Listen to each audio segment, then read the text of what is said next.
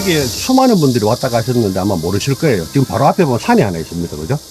나지막한 산이 있는데 저 산 너머가 그 분토골이라고 불리는 골짜기인데 바로 저기가 지금부터 560년 전 충이고 엄홍도 선생이 와서 숨어 살았다고 알려진 음거지가 있던 자리입니다. 안에 가면은 과거 엄홍도 선생이 마지막 살았던 집터라고 알려져 있는 곳도 현재까지 있습니다. 물론 집은 다 사라졌지만 그래서 이 군위권에서는 엄홍도 할배의 묘뿐만이 아니고 엄홍도 할배가 우리 지역 어디에서 살았다, 그리고 그 살았던 골짜기 이름까지도 분토골이라고 지금까지 남아 있다라는 거죠.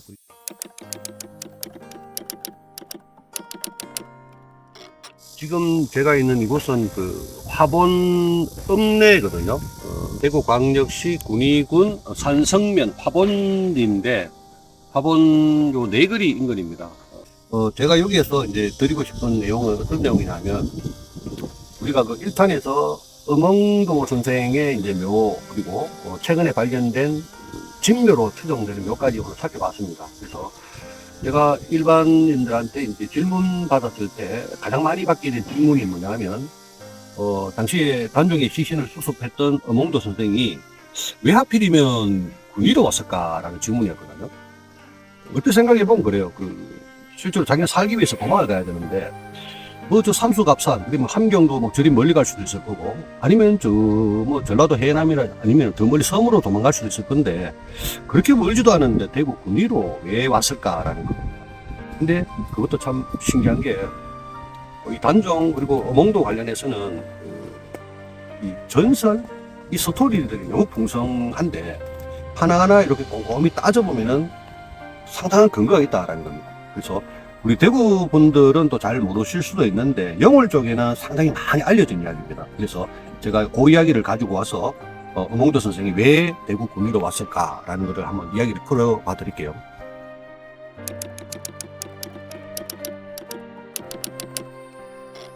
지금으로부터 정확히 569년 전입니다. 1457년이거든요. 10월 24일인데 그날 단종이 이제 죽음을 당하고 엄홍도 선생이 시신을 수습을 합니다.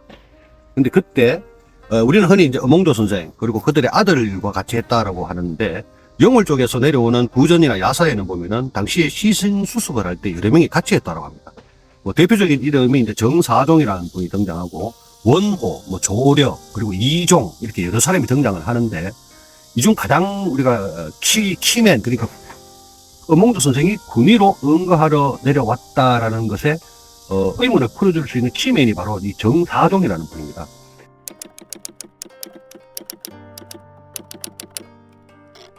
지금 영월 가보시면은 영월 동강변인데, 낙하함, 그리고 금강정, 그 다음에 민절사 같은 이런 여러 문화관광 자원이 있는 그 낙동강변인데, 거기 입구에 가면은 군위 현감 정사종 충의비라고 하는 아주 큰 비가 하나 세워져 있고, 그 비 앞에는 군위 현감 정사종에 대한 해설판이 하나 붙어 있거든요.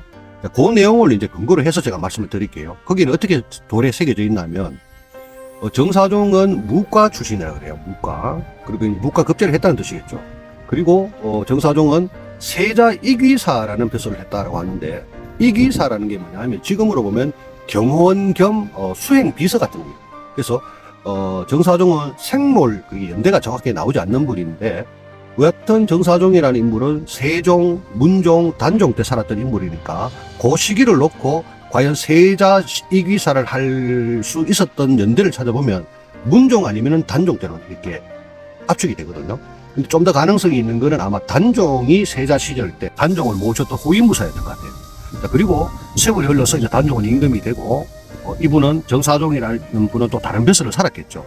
그리고 마지막 벼슬이 바로 군위 현감을 지냈다고 합니다. 군위 현감. 근데 군위 현감으로 있을 때 이제 단종이 이제 상황으로 물러나고 영월로 유배가는 그 시절이었다 그래요. 그래서 이쪽에 군위 쪽에 현감으로 와 있던 이 정사종이라는 분이 자신이 한때 주군으로 모셨던 단종이 영월로 유배 갔다라는 소식을 듣고는 바로 이 군위 현감직을 내려놓고, 그래도 내가 한때 주군으로 모셨던 단종을 위해서 마지막까지 충절을 다해야 되겠다 그러면서 아버지하고 가족들을 모시고 영월로 갔다 그래요. 그리고는 단종이 이 유배 생활 중에 단종의 안위를 걱정하면서 이제 보필을 했다라고 알려져 있고, 그리고 단종이 이제 죽음을 당했는 날, 그날 아무도 단종의 시신을 수습하지 못할 때 영월에 호장 엄홍도 선생이 나섰고 그때 정사동도 같이 나섰다라는 거예요. 그 영월 쪽에서는 이미 많이 알려진 내용인데 그때 아마 추정컨대 엄홍도와 정사동 간에는 이런 대화가 오갔지 않았을까.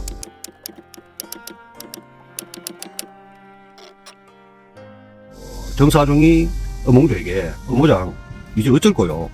나는 그래도 국가의 녹을 받았던 사람이고 몰락한 죽음을 위해서 나는 이런 행동을 했기 때문에 나는 결국은 죽음으로써 나는 모든 걸 감수하겠다라고 얘기를 했고 실제로 이번은 자살합니다. 동강에 뛰어내서 이제 투신 자살을 한 걸로 나오는데 그때 아마 엄홍도에게 엄호장 당신은 살아남아야 되지 않겠느냐. 그러면은 내가 방금 전까지 군위라는 곳에 현감을 지냈다. 근데 거기가 첩첩산중이고 너무너무 응가하고 숨어 살기 아주 좋은 곳이다. 그래서 아무데 아는 데가 없거든. 군위로 가라. 그리고 내가 군위에 가면 당신이 가면 아마 믿고 의지할 만한 든든한 선비 한 분을 아마 소개시켜 주겠다. 아마 이런 데가 오갔을 것 같아요.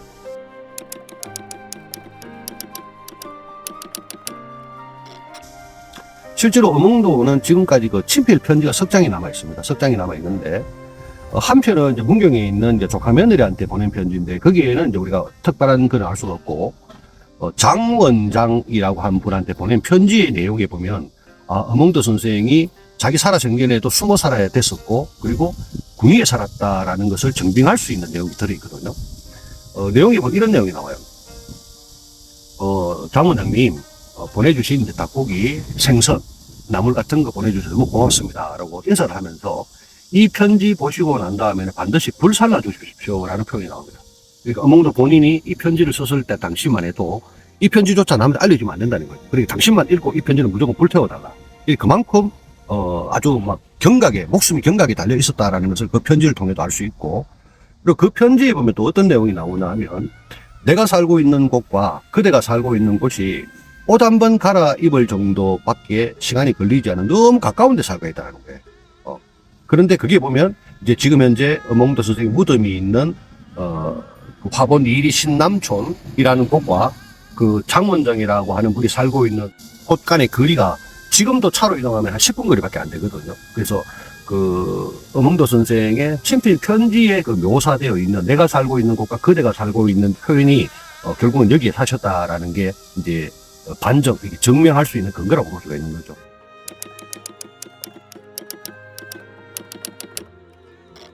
그러면 그때 아들들하고 같이 내려왔었나요? 이제 그 부분이 이제 설이 많습니다. 근데 저는 이제 우리 대구 군위의 엄홍도에 대한 얘기를 하고 싶은 사람이고, 그래서 이제 대구 군위 쪽 영월 음식들 족보를 보면 어떻게 나오냐면, 엄흥도, 그 다음에 장남이 엄광순이 다 나옵니다. 그러니까 우리가 아는 뭐 울산이나 영월이나 안동이나 문경 쪽에서는 이제 엄호연이라는 물을 장남으로 다 족보에 등재가 되어 있는데, 어떤 분명한 거는 군위 쪽에서는 엄광순이라는 분이 장남으로 등재되어 있다는 거죠. 그래서 이 엄광순이라는 분과 여기에 오게 된 것 같고, 또 이런 추측도 가능해요.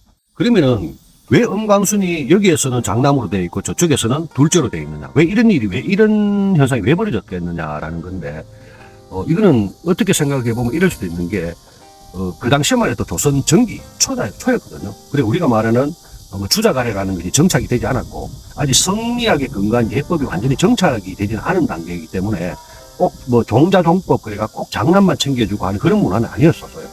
하지만 이제 인지상정이라고 그러잖아요.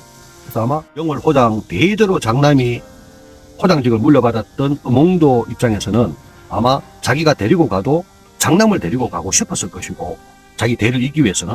그래서 엄홍도가 함께 내려온 이 엄광순이 장남이 분명한데 왜 둘째가 됐느냐? 혹시라도 모를 불상사를 대비하지 않았겠느냐? 이 본인이 데리고 온 엄광순이 장남이 맞는데 혹시라도 일이 잘못 그르쳐지면은 장남이 죽음을 당하거나 밑처럼이 당하는 것을 조금 피하고 싶겠죠.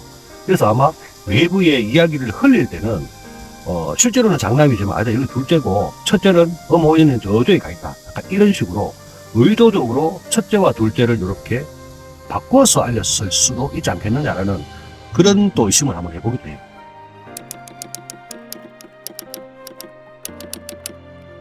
그러면 아들이 3명 있다고 알고 있는데 한 명 마지막 아들은 어디에 있다는 거죠? 이제 엄광순, 엄호연, 그다음에 엄성현인데 막내예요, 막내. 첫째, 둘째는 왔다 갔다 하는데 셋째는 이제 변함이 없는데 이분은 당시에 그 강원도 안변이라는 곳으로 피신을 시켰다 그래요. 근데 그 안변이 지금 어디냐 하면 강원도 그러니까 이북이 이제 원산 약간 아래쪽인데 지금 이북이 돼버렸거든요. 그래서 지금은 영월음식 대동고를 봐도 그 셋째 집은 이제 이북이 돼버렸기 때문에 지금 이제 족보를 그 이후에 새로 만들 때도 더 이상 추가가 될 수가 없겠죠, 후손들이. 그래서 첫째, 둘째, 셋째인데 셋째는 현재 이북으로 가버렸기 때문에 그 우리 후손들을 뭐 찾고 하지는 못하고 있는 상태죠.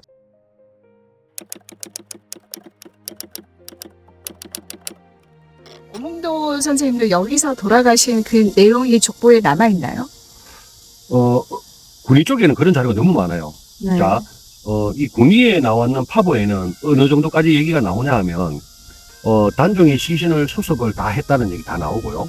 그리고, 계룡산 동학사에 가서 매월당 김치섭과 함께 초원제 지냈다는 이야기도 족보에 다 등재가 되어 있고, 그리고 표현이 어떻게 나오냐 하면, 영남 일대를 조금 방황을 하다가 조림산 서쪽 신남촌에 정착을 했다는 표현도 나오고, 그리고 여기서 살다가 1474년 2월 26일 날 여기에서 졸하고 조림산 서쪽 산빛찰에 묻었다라는 기록도 나와요. 아, 그 기록까지 다 나온다는 나와요. 말씀이죠? 그래서 그 파보뿐만이 아니고 이 군인문전에서 발간한 책이 여러 종류가 있는데 그중에 가장 중요하고 주목을 해야 되는 게 충이공 실기라는 책이거든요. 근데 그 책에 보면은 이제 엄홍도 선생의 행장, 그 다음에 신도 비명, 유어 비명 이런 기록에 보면 제가 방금 말씀했는 내용들이 다른 지역에서는 엄홍도 선생이 군위로 갔다는 거를 뭐 기록으로 남아 있는 게 없는데 이쪽 기록에는 보면은 분명히 군위로 왔다. 그리고 신남촌이라는 마을에 왔다. 그리고 언제 죽었고 언제 어느 지역에 묻었다라는 것들이 옛날 기록에 다 나온다는 거예요.